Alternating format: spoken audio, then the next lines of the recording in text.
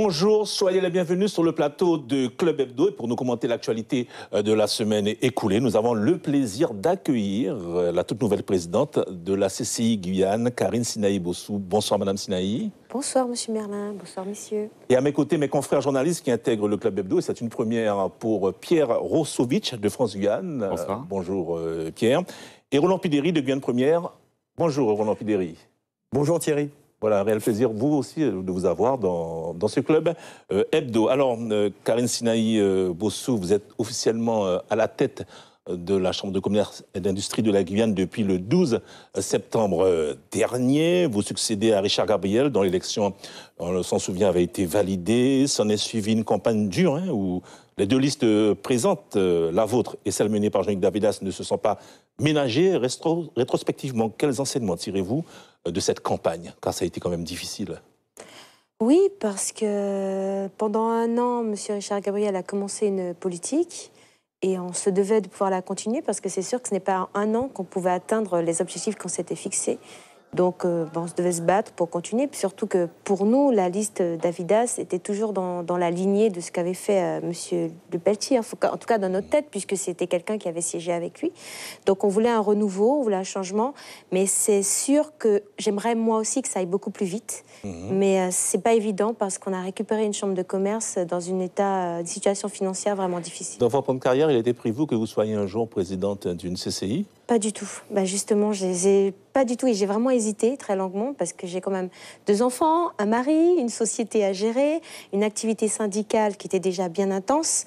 Donc, président de la Chambre de commerce, c'était vraiment loin de mes objectifs, mais vraiment loin, loin. Donc, j'ai beaucoup hésité, mais mes colistiers ont vraiment insisté. Et puis, bon, je suis partie à la bataille, on va dire ça. Alors, est-ce que les forces qui étaient opposées pendant la campagne se sont rassemblées aujourd'hui pour permettre à la Chambre d'aller dans le même sens ?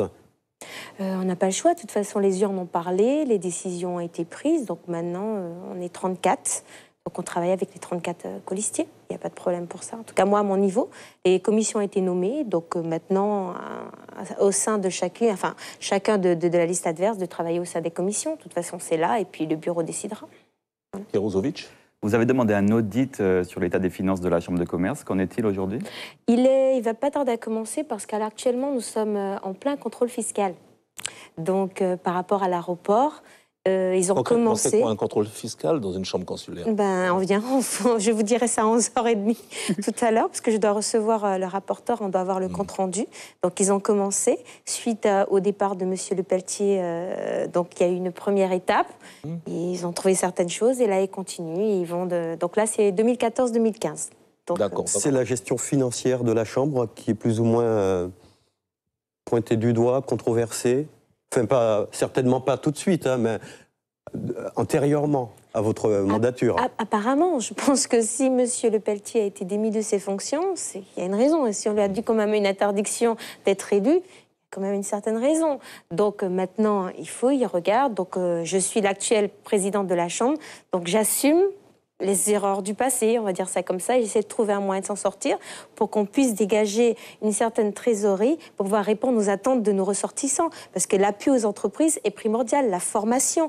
Et actuellement, c'est difficile avec l'état des finances actuel de la Chambre de commerce. Alors, vous avez perdu la concession du port en 2013 et la recette avec. L'aéroport Félix Éboué devrait suivre en 2022. Comment allez-vous faire pour vivre financièrement? Il faut se recentrer sur les activités telles que la formation, l'appui aux entreprises, les choses d'expertise qui avaient, je ne dirais pas négligées, mais il y avait le port, il y avait l'aéroport, donc ils se sont plutôt concentrés sur ces activités-là au détriment de certaines autres. Donc là, nous, on essaie de se recentrer sur tout ce qui est formation, appui aux entreprises. Là, j'attends avec impatience les élections de la Chambre des métiers parce que nous devons faire un effet de synergie avec eux pour tout ce qui est formation, mettre nos ressources en commun afin de pouvoir développer en plus la formation. Et de toute façon, c'est dans la lignée de l'équipe En Marche. C'est ce que souhaite le président de la République. C'est que les chambres de métiers et les chambres de commerce fusionnent. On a très bien compris. Donc de l'interconsulaire. Voilà, c'est peut-être pas forcément avec... Mais les CCI France ne sont pas trop d'accord. Non, ils ne sont pas d'accord. Donc c'est pour ça que quand il était passé, il était ministre au niveau de l'économie, il était passé à la chambre de CCI France, il était ressorti sous les huées, il lui avait donné le dos, mais il continue dans sa position, puisque là, il a prévu pour 2018 une baisse des ressources fiscales de 17%. Pour la chambre, ça fait 500 000 €. ça fait encore 10 postes. On est passé quand même de 76 personnes au siège à 32. Parce qu'il y a déjà eu une baisse des recettes fiscales déjà de 37%. Donc on a très bien compris que c'est dans la continuité. Donc si on ne fait pas l'effet de synergie, on ne s'en sortira pas. Comme vous parlez d'Emmanuel Macron, il est venu en Guyane il y a une quinzaine de jours. Est-ce que vous avez eu contact avec ses conseillers? Nous l'avons vraiment expliqué, puisque déjà j'avais été à l'Élysée pour voir M. Cazel, qui est le conseiller à l'outre-mer de M. Emmanuel Macron. On lui avait expliqué la problématique de la Guyane, la situation déjà financière dans laquelle la Chambre était, le fait que nous souhaitons relever et arriver à un équilibrage des comptes, ce que nous faisons donc au niveau des dépenses. On a vraiment la valve, elle est vraiment, le débit est vraiment très diffus. Donc, mais cette baisse de recettes, on allait difficilement pouvoir la supporter parce que 500 000 € au niveau de la Guyane, c'était difficile. Donc, à première vue, la Guyane serait épargnée par un système de compensation en faisant passer la Guyane pour une zone très rurale, donc il y a la nécessité. Donc on devrait, par rapport au DOM-TOM, pouvoir sortir du lot. Maintenant, j'attends de voir la fin des dossiers, parce qu'entre ce qui est dit puis jusqu'à la fin, que ça soit voté, on n'est pas à l'abri des aléas. Oui, vous avez une question, Pierre Ozovic? À ce sujet, non, mais je voulais parler de la cession de l'aéroport qui va intervenir en 2022. En 2022, oui. Comment la Chambre de commerce va faire pour... C'est la loi, donc au départ on n'a pas le choix. Cependant, on peut essayer de trouver un montage dans lequel la Chambre pourrait continuer à gérer l'aéroport. Donc on est en train de travailler dessus. Cependant, à première vue, 2022, on doit remettre un aéroport en état de fonctionnement, en état de marche. Donc il y a non seulement le travail à faire sur le personnel pour les rassurer, puisque bon, on a réussi à bien faire passer entre guillemets la pilule avec le port maritime, donc il n'y a pas de raison que ça se passe mal au niveau de l'aéroport. Cependant, on doit remettre un matériel en état de marche. Or, l'aéroport a 20 ans. Donc les provisions pour gros travaux n'ont pas réellement été faites. Donc je me retrouve avec des tapis obsolètes, beaucoup de choses à réparer, et je dois remettre quelque chose qui fonctionne. Donc c'est difficile, surtout avec ces récessions budgétaires. Donc c'est pas évident. Vous allez également augmenter la zone marchande? Voilà, exactement. Ce sont des projets, parce qu'il y a un projet de ZAE qui a été fait, qui n'a pas été terminé. Il y a quand même des fonds FEDER qui ont été utilisés pour ça. Donc je reprends le dossier, on retravaille dessus pour voir comment on peut développer cette zone marchande, remettre le matériel qui commence à être vétuste en état de marche. Il y a énormément de dossiers sur l'aéroport. C'est très long. Vous avez 4 ans pour relever ces défis? 4 ans, c'est peu, hein. C'est peu parce que déjà, pour remotiver les troupes, ça m'a pris déjà presque 2 mois. Je suis passée à l'aéroport, à l'EGC, au CFA, au siège. Ça prend énormément de temps, voir les personnes dans leur bureau, comment ça fonctionne, ce qui va, ce qui ne va pas, ce qui peut être amélioré. Il y a le travail avec le rapprochement de la Chambre des métiers qui doit être fait au niveau de la formation. Donc, il y a énormément de dossiers et 4 ans, ça va être court. Alors, vous êtes là ce midi pour que l'on décrypte ensemble l'actualité de la semaine, ainsi que vous, Roland Pilleri et Pierre Ozovic. Les faits marquants de l'actualité de cette semaine, encore une fois, dominés par l'insécurité. Le week-end dernier, nous vous relations la mort de 2 habitants à la cité Olisette, tués par balle. À Rémire, le soir, un jeune âgé de 22 ans était grièvement blessé d'une balle en pleine tête au sortir donc d'une épicerie. Et puis un braquage à Saint-Georges, le braquage de 4 agents de la CTG en mission de lutte contre le paludisme. Ils ont été agressés alors qu'ils déposaient des pièges à moustiques. Ajoute à cela le braquage à Macoria dans un supermarché de 4 individus. Cela s'est passé à la mi-journée. C'était donc jeudi dernier. Une caissière a été blessée par balle. Alors, messieurs et dames, un constat. Cette insécurité est palpable et semble gangriner la vie des Guyanais. Et malgré certaines annonces des pouvoirs publics, la situation reste alarmante, Pierre. Tout à fait. On a l'impression que depuis la visite présidentielle, c'est reparti. Il y avait peut-être une accalmie. On ne sait pas comment l'expliquer, effectivement. Est-ce que les moyens sont suffisants? J'entendais un discours d'Evi Riemann, pour le citer, qui disait qu'effectivement, qui comparait avec le Brésil, qui est le pays où la police est la plus répressive au monde, mais où la délinquance ne baisse pas. Est-ce que la solution, c'est plus de répression? Une question. Cette insécurité, Karine Sinaï Boussou, a des répercussions sur la vie des entreprises guyanaises? Ah ben oui, totalement. Lorsque l'insécurité est présente, l'économie, elle plonge. Parce que quand les gens se sentent mal, pas en sécurité, c'est sûr, c'est votre objet de travail. Depuis la mort de M. Patrice Clette il y a un an, on a l'impression que ça va de mal en pire, que ça ne s'arrange pas.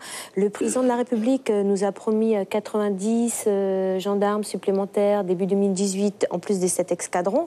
Mais depuis qu'il est parti, c'est reparti de plus belle, c'est vraiment inquiétant. Donc là, pour que l'économie redémarre, il faut que les gens se sentent bien, il faut que la sécurité revienne, ça va de pair. Sécurité, économie, c'est forcément lié. Les gens investissent quand ils se sentent bien. Ils investissent dans leur travail, ils investissent dans l'économie, on crée des commerces quand on te sent bien. Quand on a peur, c'est sûr qu'on ne peut pas on est obligé d'aménager les horaires, pas en fonction du client, mais en fonction du climat d'insécurité. Donc forcément, on diminue. Donc les bars ferment plus tôt, enfin bon, le commerce va mal. On constate qu'il y a des collectifs citoyens qui se créent. Il y a eu les 500 frères, il y a eu Trop Violence, il y a eu il y a quelques années l'association de Madame Tati Lodat, Femmes d'Ibout. On a l'impression que les socioprofessionnels réagissent, en tout cas réagissent après coup, et ne montent pas assez au créneau. Ah non, je ne dirais pas ça. On monte au créneau. De toute façon, les mouvements de mars-avril ont bien montré qu'on était au créneau, puisque les commerces étaient fermés. On a été tout à fait actifs par rapport à ça. Les 3 points en Guyane qui ont fait mars-avril, ça reste la santé, la sécurité et l'éducation. Donc ce sont des choses qui sont importantes pour nous tous. Trouver une école pour nos enfants, quand ils sont bien en sécurité, ce sont les 3 points, la santé. Donc non, le SIC travaille là-dessus. Enfin, il y a énormément de projets. Cependant, on est tous liés au fait, c'est quand même un droit régalien. Donc on est limité, nous, dans nos actions, en fait. Lorsque vous avez certainement des investisseurs qui contactent la Chambre de commerce, est-ce qu'ils agitent le spectre de l'insécurité? Est-ce que c'est un frein pour eux? Bien sûr, pour venir ici c'est un frein pour le tourisme, c'est un frein pour tout. On nous demande de sortir des projets, mais c'est difficile.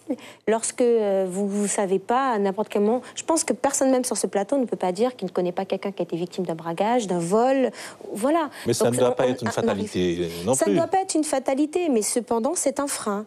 Et tant qu'on n'y trouvera pas les solutions, l'économie guyanaise aura du mal à redémarrer, c'est clair. Est-ce que ce ne serait pas bien de faire une étude, une analyse, mais vraiment chiffrée, avec interroger les gens, les chefs d'entreprise, les potentiels investisseurs, s'il y en a, mais aussi les commerces, pour essayer de mesurer l'impact de cette insécurité sur l'activité économique, afin de constituer un dossier, puis que ce soit un truc qui porte, qui soit un élément de poids, pour aller devant les autorités, pour vraiment... Ça se voit peut-être, mais est-ce qu'on le mesure? Est-ce qu'on mesure l'impact suffisamment? Donc chaque atelier, à chaque fois, il y a un point insécurité qui revient. C'est récurrent. Donc on comprend très bien qu'il y a un malaise. Donc, on est peut-être dans le ressenti aussi. On n'est pas dans des éléments chiffrés, statistiques, pour dire, tenez, voilà l'impact de l'insécurité sur l'économie, sur l'activité commerciale. Et donc, ça peut être un élément, un argument de poids pour pouvoir obtenir des solutions. C'est une étude à mener. Je regarderai dans quelle mesure on peut la faire, oui. Ça peut être intéressant. Alors, parlons maintenant, Karine Sinaï Bossou, d'un sujet qui agite le microcosme économique, écologique guyanais. Je vous vois déjà rire. Le projet minier de la Montagne d'Or à Saint-Laurent. Le sujet est donc au cœur des discussions, et notamment à l'échelle nationale. À ce sujet, je vous propose d'entendre respectivement le sénateur de Guyane, Antoine Karam, et le ministre de l'écologie et du développement durable, Nicolas Hulot, et on en parle juste après. Pourquoi nous allons voter ce texte? C'est pour donner une chance à l'exploration. Nous n'avons pas envie de mourir idiots. Nous voulons savoir si la Guyane, comme le Suriname, comme le Guyana, comme je l'ai dit hier soir, et le Brésil, a une potentialité. Et là, nous verrons ce qui sera possible de faire pour permettre à ce pays d'aller vers un développement endogène. Je ne suis pas favorable à ce projet parce que d'abord, je comprends, plus que je comprends, les inquiétudes des Guyanais qui ont besoin d'avoir une activité économique. Pour l'instant, le projet en l'état, je pense que c'est un projet qui est purement spéculatif. Et donc, je ne pense pas que ce soit un projet qui soit vraiment fait pour créer de l'emploi. Et en tout cas, ça va faire très cher à l'emploi créé. Donc, voilà, moi, c'est mon sentiment. Vous êtes opposé à ce projet? Parce que je pense qu'il y a des impacts environnementaux. Et pour un bénéfice économique et un bénéfice d'emploi, me semble-t-il assez réduit. Alors, Karine Sinaï Bossou, je vous pose aussi la même question. Êtes-vous pour ou contre le projet minier de la Montagne d'Or? Alors, ils sont venus nous voir, le mois dernier, c'est une des premières choses que j'ai demandé. J'ai demandé à ce qu'ils viennent nous expliquer leur projet à la Chambre de commerce. Oui. Donc, le mardi, on a reçu l'équipe de Montagne d'Or qui nous a expliqué leur projet. Et le lendemain, on a reçu les contres, donc hors de question, et voilà. Je suis sortie de cette réunion, on va dire, mi-figue, mi-raisin. On va dire ça comme ça, moitié-moitié. Pourquoi? Et on leur a dit clairement, nous, monde économique, on souhaite avoir des retombées économiques. Or là, ça restait très confus et pas encore assez chiffré. Ils nous ont dit qu'ils retravailleraient leur copie et reviendraient nous voir fin novembre pour donner des chiffrages. Parce que pour le moment, clair, on a compris l'impact écologique, qui est indéniable, mais les retombées économiques, pour le moment, elles ne sont pour moi... Oui, on aura besoin de camions de citernes, mais de combien? Il nous faut 700 emplois formés. Oui, mais de quel type? Parce que la Chambre de commerce, nous formons. Donc, quel CAP, quel BEP, quel bac? Donc, nous, on aimerait avoir des choses beaucoup plus chiffrées pour être sûr que si le prochain Montagne d'Or voit jour, qu'il y ait vraiment des retombées économiques pour la Guyane, dans sa globalité. Est-ce que vous pouvez exiger d'être partie prenante, quand je dis vous, les chefs d'entreprise guyanais, d'être partie prenante du projet? De toute façon, c'est un projet de chef d'entreprise, quelque part, donc c'est un problème économique. La seule chose qu'on peut demander, et c'est ce que nous faisons à l'heure actuelle... Vous allez répondre à une concurrence, à des appels d'offres. Là, en fait, quand le projet Montagne d'Or, c'est un projet économique, c'est pas un projet de l'État, c'est un projet d'opérateur économique. Donc ça, par rapport à ça, c'est clair. Mais on souhaite avoir... Qu'est-ce que ça va rapporter à la Guyane dans sa globalité? Parce que même là, la taxation de 2% me semble vraiment petite. Donc on leur a dit, serez-vous d'accord pour avoir une augmentation de cette taxation? Et moi je me dis que si c'est pour faire de l'or et puis que ça repart brut en métropole, c'est dommage. Pourquoi ne pas faire réellement une raffinerie? Et là vraiment, on aurait des retombées fiscales pour la Guyane. Donc pour moi c'est un premier pas. Et j'attends le reste de la copie. C'est pour ça que je souhaite avoir, avant la fin du mois, une réunion avec Mme Carole Osterero au sein de la Chambre, une réunion pour qu'elle nous explique, à moi, donc à tous les adhérents, aux 9000 adhérents, présidente de la FEDOM. Voilà, exactement, le projet minier pour la Guyane dans sa globalité, pour qu'on puisse comprendre, parce que j'ai vraiment compris que Montagne d'Or, c'était l'arbre qui cache la grande forêt. Alors, pour qu'il y ait des retombées sur l'économie guyanaise, est-ce que vous, en tant que présidente de la Chambre de commerce, est-ce qu'il ne serait pas plus utile d'avoir une société d'économie mixte comme le sénateur de Kourou, comment il s'appelle encore Antoinette. Antoinette l'avait proposé à l'époque, où M. Arnaud Montebourg était ministre de l'économie, mais malheureusement le projet est tombé à l'eau parce que M. Montebourg avait démissionné. Est-ce que ce ne serait pas mieux qu'on ait cette société d'économie mixte avec les collectivités locales, c'est ce qu'on leur a posé la CPG par exemple, pour pouvoir partager les bénéfices? Mais c'est ce qu'on leur a posé comme question. On leur a demandé est-ce qu'ils étaient d'accord de modifier même la structure de leur capital, leur fonctionnement en l'État. Ils ont dit qu'ils étaient ouverts à toute proposition. Donc, on attend de revoir ce pôle économique. Normalement, ils m'ont dit que ça devrait être fait fin novembre, donc on attend pour voir vraiment si ces propositions... Mais on leur a posé, justement, on a parlé de cette société économique mixte pour voir vraiment si l'économie guyanaise peut vraiment bénéficier. Pareil, dans la forêt, ils vont faire la ligne électrique.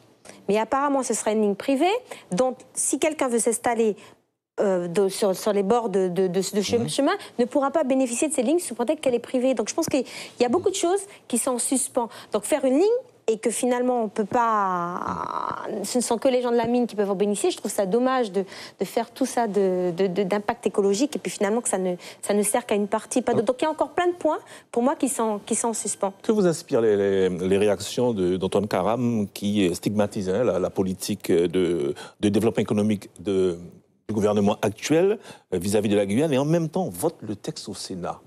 Est-ce que ça ne prête pas un peu à confusion?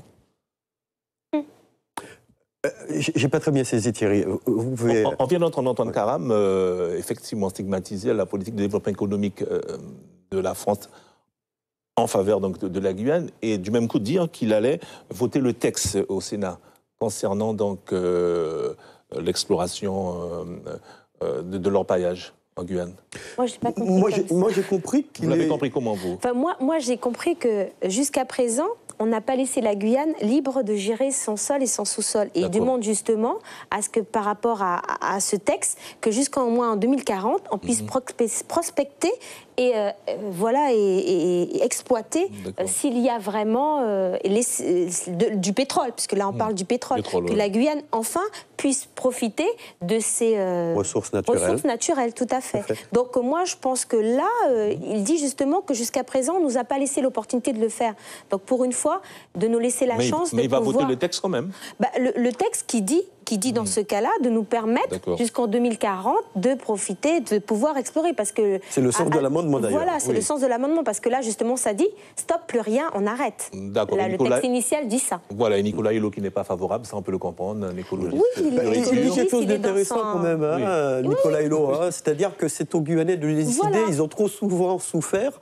Et que la chance peut être donnée aussi aux Guyanais de décider par eux-mêmes si ce projet est viable ou pas. Tout à fait, parce que Saint-Laurent va devenir la plus grande ville en termes de démographie que Cayenne.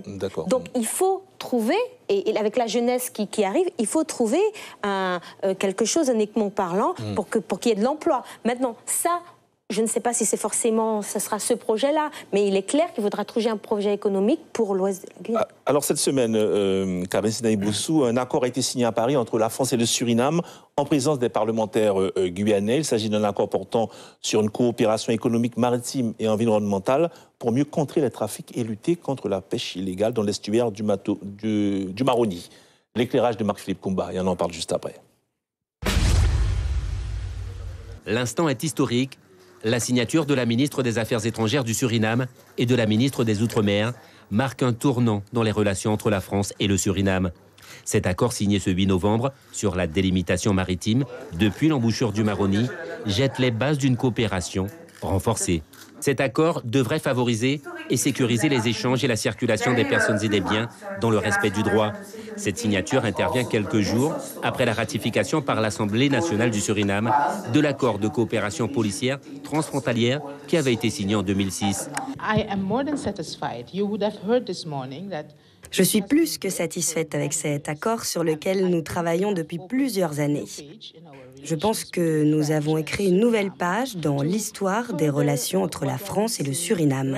Les pêcheurs régulièrement nous interpellent, nous les élus et l'État, sur l'absence de sécurité avec notamment les pêcheurs surinamais qui disposent en plus de moyens qui ne sont pas conformes à la pêche légale. Cette relance de la coopération devrait également permettre la finalisation d'un accord cadre de coopération qui institutionnaliserait la commission mixte franco-surinamaise. On vous a vu sourire, Karine Sinaï-Bossou, à la diffusion de ce reportage. Pourquoi ?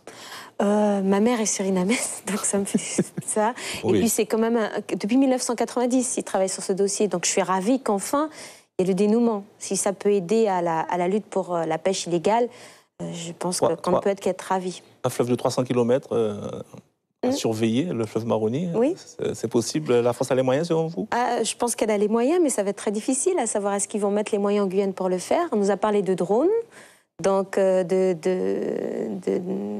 d'une comment ils appelaient ça, d'une caméra, des radars, des radars, non, mais une mission aérienne spécifique pour la Guyane. Donc bon, j'attends de voir. Ce sont des beaux projets sur papier, mais ça va prendre du temps. Or, on est quand même dans une situation d'urgence en Guyane. Une question, une réponse, messieurs. Que peut bien valoir un tel accord transfrontalier? Moi, j'attends de voir si cet accord sera ratifié. Combien de temps après? S'il doit être ratifié. Il y a l'accord, ok, c'est signé, mais il faut le ratifier. Et ça va être ratifié dans combien d'années?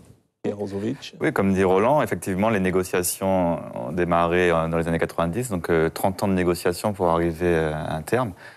Est-ce que l'accord va assez loin? Parce qu'au-delà de la pêche illégale, il y a l'insécurité sur le Maroni aussi. Est-ce que l'accord va assez loin? Merci, messieurs, d'avoir accepté l'invitation du Club Hebdo. Merci, Karine Sinaï-Bossou. On rappelle que vous êtes la toute nouvelle présidente de la CCI Guyane. Merci à toutes et à tous et à la semaine prochaine.